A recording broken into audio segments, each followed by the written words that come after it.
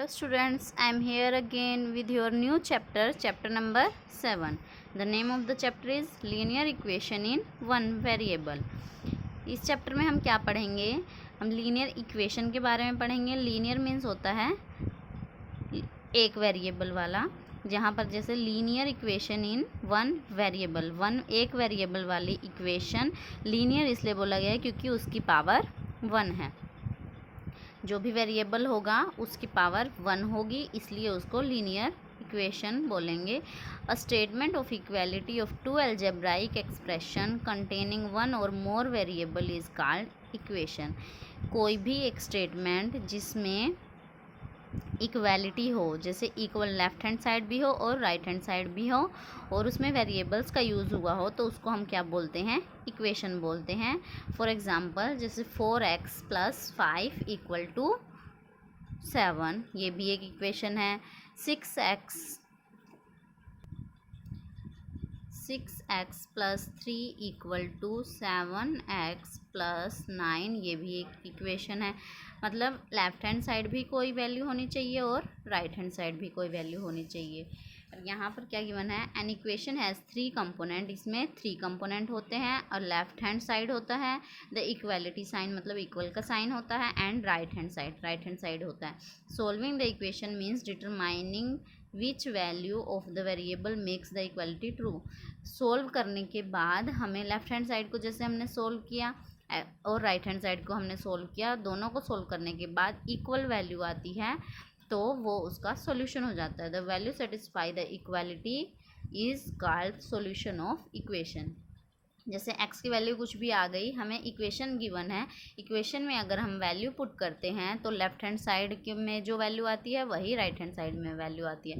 मतलब left hand side equal होता है राइट हैंड साइड के, तो वो उसका सॉल्यूशन हो जाएगा उस इक्वेशन का. अब इसी के बेस पे हम एक्सरसाइज के क्वेश्चंस सोल्व करते हैं. एक्सरसाइज के क्वेश्चन सोल्व करने से पहले कुछ रूल्स देख लेते हैं. इक्वेशन किसे कहते हैं? In algebra an equation is a statement of equality containing one or more variable. एक अलजेब्रा में एक से ज़्यादा वेरिएबल्स होते हैं स्टेटमेंट में. जैसे x + 7 = 10, ये भी एक इक्वेशन है. 2x + 3y = 21, ये भी एक इक्वेशन है. लीनियर इक्वेशन इसलिए क्योंकि इसकी पावर 1 है. An algebraic equation in which each term is either a constant or the product of the constant, a single variable in its first power, मतलब एक ही पावर होगी, उसको हम क्या बोलेंगे? लीनियर इक्वेशन बोलेंगे.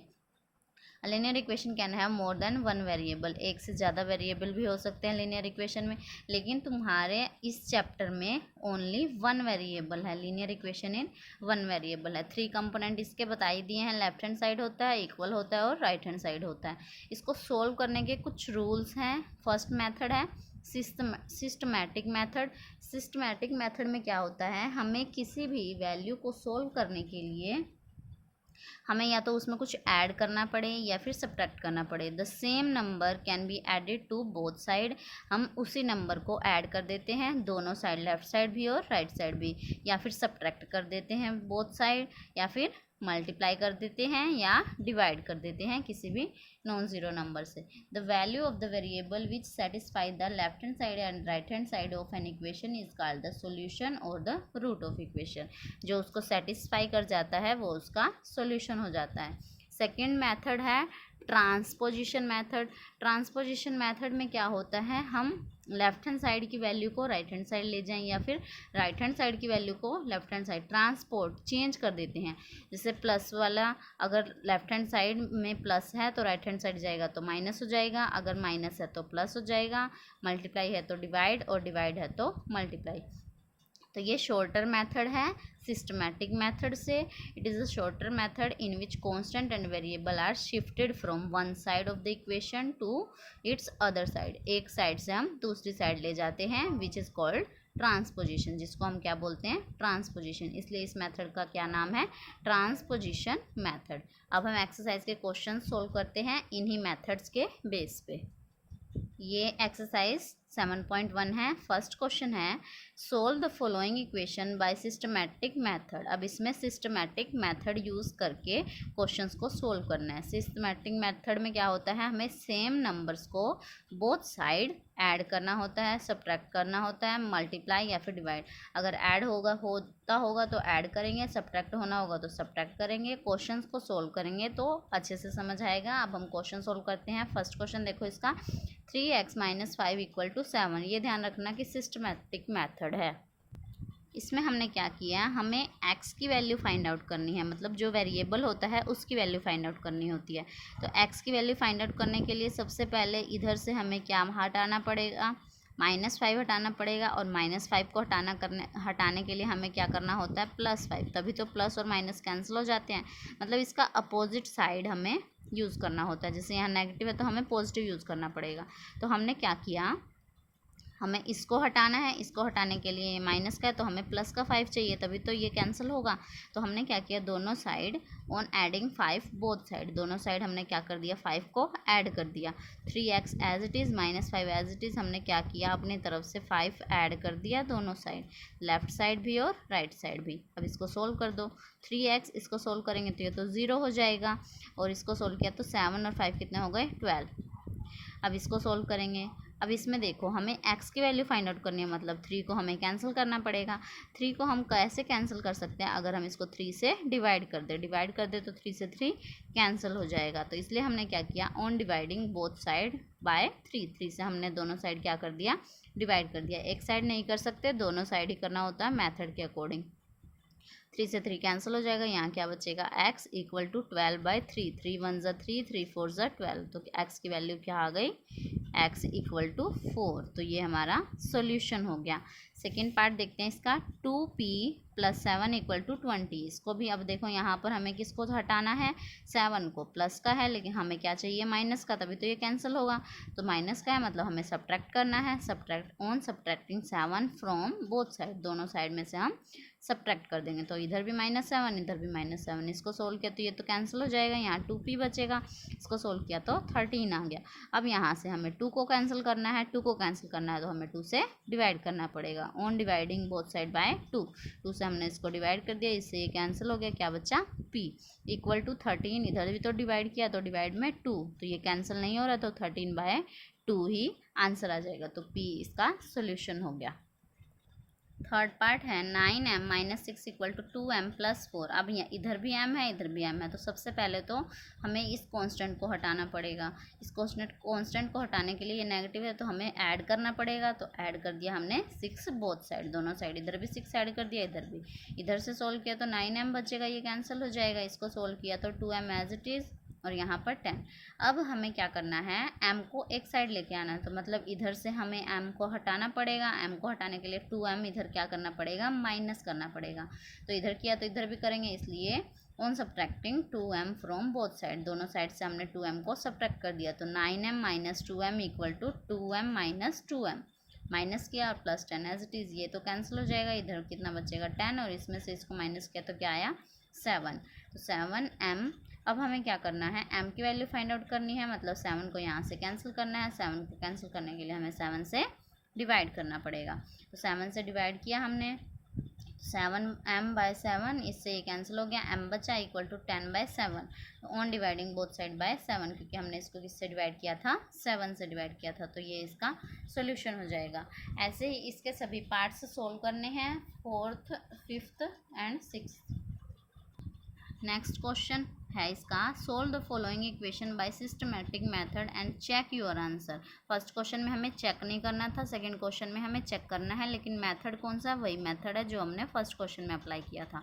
तो यहाँ 5x - 6 = 9 है, तो 5x - 6, अब हमें माइनस को हटाना है तो हमें ऐड करना पड़ेगा। दोनों तरफ हमने क्या किया, 6 को ऐड कर दिया, तो 5x = 15 आ गया। अब यहाँ से हमें 5 को कैंसिल करना है, मतलब हमें 5 से डिवाइड करना है। जो नंबर हमें हटाना होता है उसी नंबर से हमें ऐड, सब्ट्रैक्ट, मल्टीप्लाई या फिर डिवाइड करना होता है। तो हमने इसको डिवाइड किया, 5 1 = 5, 5 3 = 15, x की वैल्यू क्या आ गई, 3।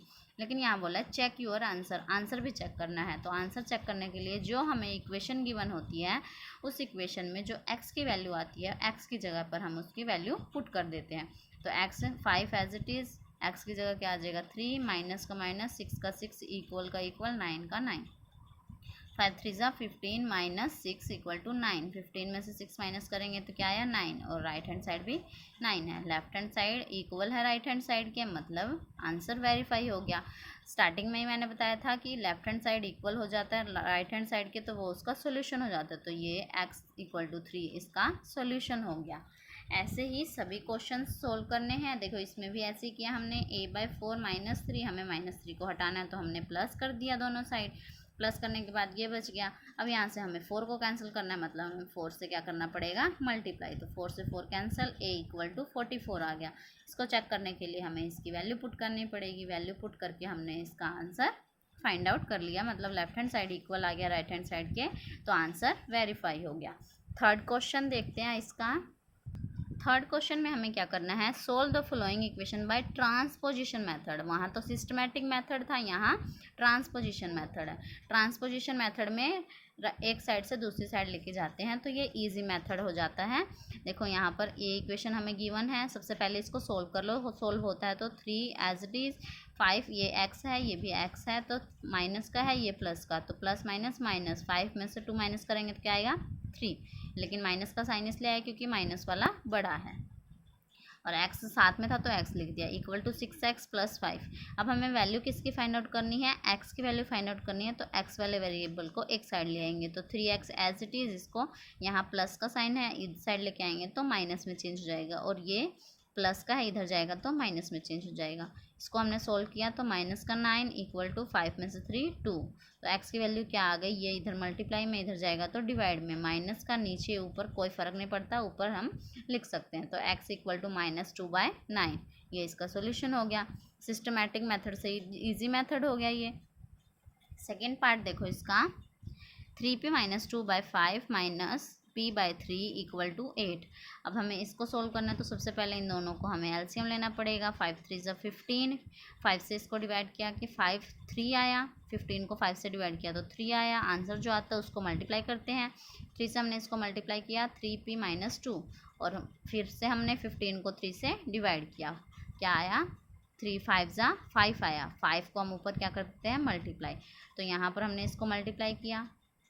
फिर इसके बाद हमने क्या किया, 15 ये डिवाइड है, इधर जाएगा तो मल्टीप्लाई में हो जाएगा, तो 15 8 ज़ा 120, और इसको अंदर मल्टीप्लाई कर दिया। 3 3 ज़ा 9, p का p, 3 2 ज़ा 6, माइनस का माइनस, यहाँ माइनस 5p आ गया। अब p वाले को सोल्व कर लो, 9 में से 5 4 बचेगा, p है तो p as it is, -6 equal to 120। अब ये नेगेटिव इधर जाएगा तो पॉजिटिव में चेंज हो जाएगा, 120 आ गया। p की वैल्यू हमें फाइंड आउट करनी है, तो 4 इधर जाएगा तो डिवाइड में, फिर हमने इसको कट किया तो 63/2, तो ये इसका सॉल्यूशन आ गया। ऐसे ही इसके सभी क्वेश्चन सोल्व करने हैं। फोर्थ क्वेश्चन देखते हैं। फोर्थ क्वेश्चन में हमें क्या करना है, solve the following bye transposition method. Solve करना है ट्रांसपोजिशन मेथड से, और चेक योर आंसर, और आंसर को भी चेक करना है। तो 2 - 3x equal to 5x plus 8, इसको हम सोल्व करेंगे।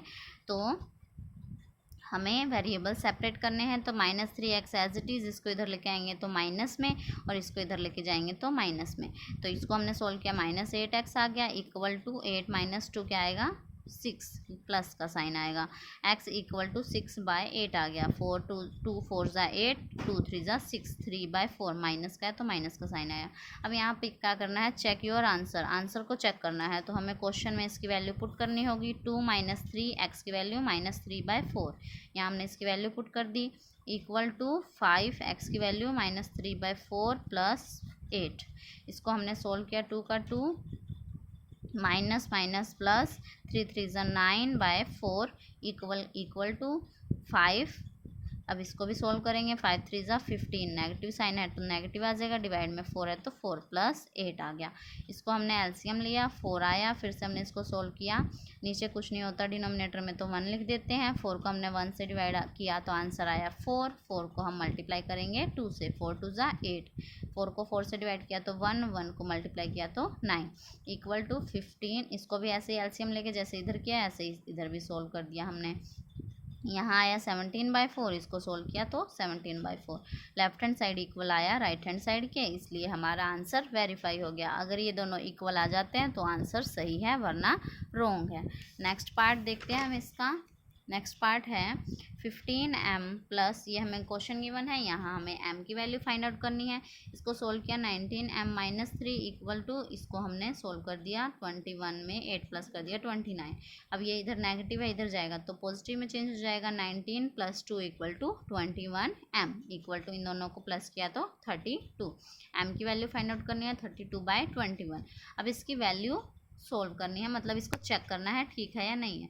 तो डायरेक्ट तुम इसमें भी सोल्व पुट करके चेक कर सकते हो, इसमें भी चेक कर सकते हो। तो मैंने इसमें स्टार्टिंग में ही चेक किया है, तो इसमें इसकी वैल्यू पुट कर दी, सोल्व कर दिया। सोल्व करने के बाद 32 equal to 32, left hand side equal आ गया राइट हैंड साइड के, तो इसलिए हमारा आंसर वेरीफाई हो गया।